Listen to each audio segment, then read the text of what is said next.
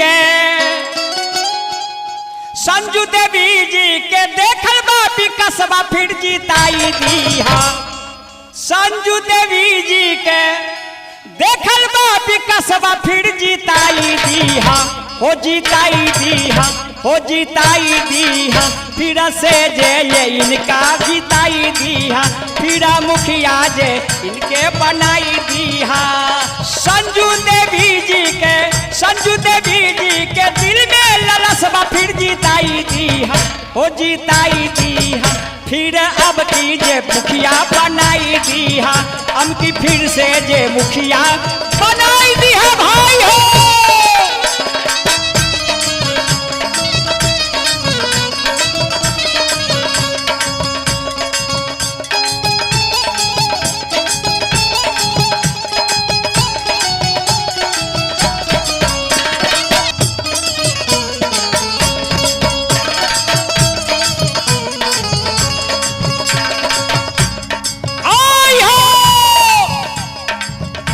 संजू देवी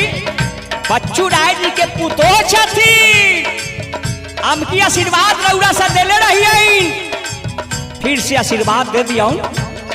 विकास के कार्य रउरा से देख रहल छियै विकास के कार्यक्रम रउरा देख रहल छियै जामिन मठिया पंचायत के विकास दिखाई दे रहल बा कितना गिराई है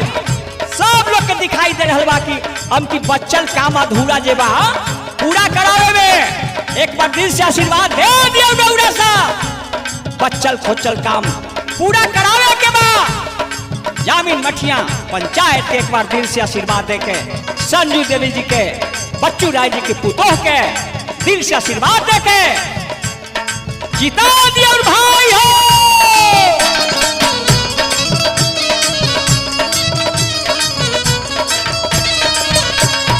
संजू देवी छातिन गरीब के जीवन में फिर जिताई दीहा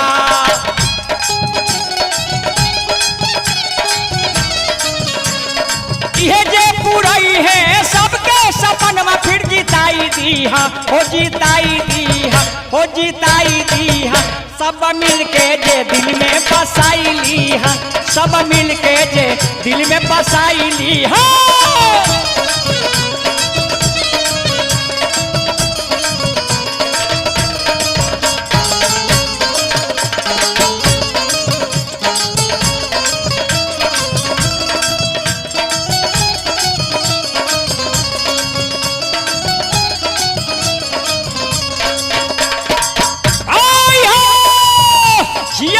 जामिन मठिया पंचायत के मतदाता मालिक जामिन मठिया पंचायत के मतदाता मालिक जिंदाबाद रहा आबाद रहा तोरा पंचायत के विकास करे खातिर संजू देवी भाई बच्चू राय जी के पुतोह अपने के बीच पुनः एक बार आ रहा चल चुनाव मैदान में दिल से आशीर्वाद दे दियो कभी बेसी होते ओकरा के माफ कर देबन इंसान हथियाई प्रयास रहा कि कोनो के दिल में ठेस न लगे फिर भी आशीर्वाद दिल में बना के रखबई नौरा सा संजू देवी अपने के बीच में आई बच्चू राय जी के पुतोह छथिन दिल से आशीर्वाद दे दियो जामिन मठिया के पंचायत के मतदाता मालिक छोटे बड़े सब लोग से निहोरा करैत रहथिन संजू देवी दीदिया ए दीदिया एक बार दिल से आशीर्वाद दे दियो भाई हो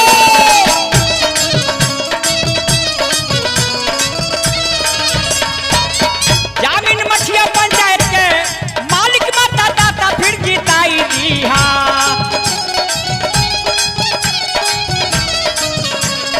जामिन मठिया पंचायत के मालिक मतदाता फिर जिताई दीहा हो जिताई दीहा हो जिताई दीहा हो जिताई दीहा सब मिल के जे संजू के जिताई दीहा संजू देवी के फिर से जिताई दीहा संजू देवी के दिल में बसाई लीहा संजू देवी के फिर से जिताई दीहा संजू देवी के सब लोग जिताई दीहा हाय हो चुनाव प्रचार कैसेट बनवावे खातिर मिश्री लाल व्यास के नंबर नोट करी रउरा सब 93340641